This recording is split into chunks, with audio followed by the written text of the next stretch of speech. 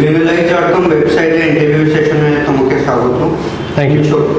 ছোট পর্দায় বড় পর্দায় দুটোতেই কাজ করেছো, তুমি কি কোনোটাকে বেশি গুরুত্ব দিতে চাও? না, সেভাবে কোনোটাকে বেশি গুরুত্ব দিয়ে তো নিজের ক্যারিয়ারকে দেখা যায় না। আমার ক্যারিয়ারের শুরু হয়েছিল ছোটো পর্দা থেকে। সাত পাকে বাঁধা বলে একটি সিরিয়াল থেকে আমার ক্যারিয়ার শুরু।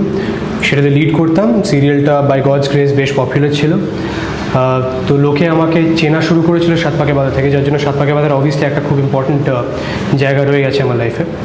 তারপরে থ্যাঙ্কফুলি কিছু ফিল্মস পেতে শুরু করি। এলাচ চার অধ্যায় আমার ডেবিউ ফিল্ম ছিল সেই অর্থে। রবীন্দ্রনাথের শেষ উপন্যাস চার অধ্যায়ের উপরে বাপায়িত বন্দ্যোপাধ্যায় ডিরেক্ট করেছিলেন, আমি অতীন প্লে করেছিলাম তাতে।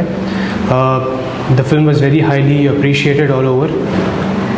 That was the only Bengali film competing for golden peacock at IFFI last year, that's 2012।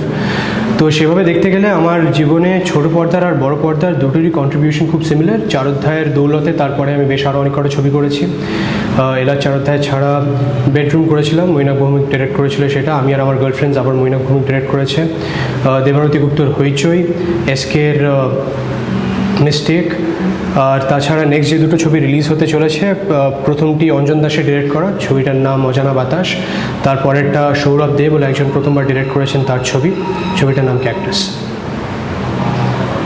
তুমি বেশ কিছু অ্যাওয়ার্ড পেয়েছো, একটা অ্যাওয়ার্ড একজন অ্যাক্টরকে কতটা মোটিভেট করতে পারে বলে তোমার ভাবে?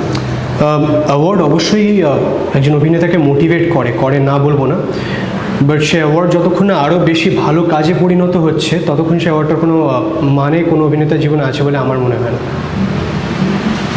ড্রিম রোল আছে? না, যে কোনো ভালো চরিত্রই আমার ড্রিম রোল। এমন কোনো ডিরেক্টর যার সঙ্গে তুমি কাজ করতে চাও? অনেক আছে, বলতে শুরু করলে আপনাদের ইন্টারভিউটা বড্ড বেশি লম্বা হয়ে যাবে। আমার স্কুল লাইফ সম্বন্ধে, স্টুডেন্ট লাইফ সম্বন্ধে কিছু বলো। আমার স্কুলিং বেটার হাই স্কুল বলে একটা স্কুলে ছিল, গল্ফ গার্ডেন্সে। খুব ছোটো একটি স্কুল, একদম জুনিয়র কেজি থেকে ক্লাস 12 পর্যন্ত সেখানেই পড়েছি, আইসিএসসি এবং আইএসসি। স্কুলের পরে আমার কলেজ হয়েছিল সাউথ সিটি ডে থেকে, হিরম্বচন্দ্র কলেজ। গ্র্যাজুয়েশন করেছি অনার্স নিয়ে। বিকম অনার্স ছিল, আমার অনার্স মার্কেটিংয়ে ছিল। পুরো স্টুডেন্টস লাইফটা যেরমভাবে সবারই মানে সবার কাছে খুব গুরুত্বপূর্ণ হয়, আমার কাছে সেরকমভাবে খুব গুরুত্বপূর্ণ। খুব আনন্দে কাটিয়েছি পুরো সময়টা। অনেক কিছু শেখার ছিল সবটাতেই, যেরকম সবারই শেখার থাকে। তো এখন এই বয়সে দাঁড়িয়ে যখন মানে I look back at my life, I would say আমার স্টুডেন্টস লাইফটা আমার জীবনের সবথেকে সুখের সময়। তো অবভিয়াসলি সেটা সবথেকে বেশি মনে আছে।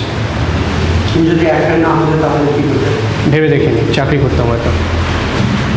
বেঙ্গলাইজ.com এর যে প্রচেষ্টাটা নিয়েছে সমস্ত কলাকুশলীদের সম্বন্ধে ইনফরমেশন গ্যাদার করে, এই সম্বন্ধে তুমি কিছু বলো। এক নম্বর, আমাদের বাংলা ফিল্ম ইন্ডাস্ট্রির সেরমভাবে কোনো ডেটাবেস আছে বলে আমার জানা নেই যেখানে সমস্ত কলাকুশলীর সব ইনফরমেশন থাকবে। আলাদা করে বাংলা ইন্ডাস্ট্রির জন্য সেরকম কিছু আছে বলে আমার এখনও জানা নেই। তো আপনারা যে এই উদ্যোগটা নিয়েছেন, আশা করি তাতে আমাদের সবারই উপকার হবে। বিকজ যদি কেউ আমাদের ইনফরমেশন অ্যাক্সেস করতে চায় সেটা খুব সহজে অ্যাক্সেস করা যাবে, which is obviously gonna be helpful for us. Thank you so much for it.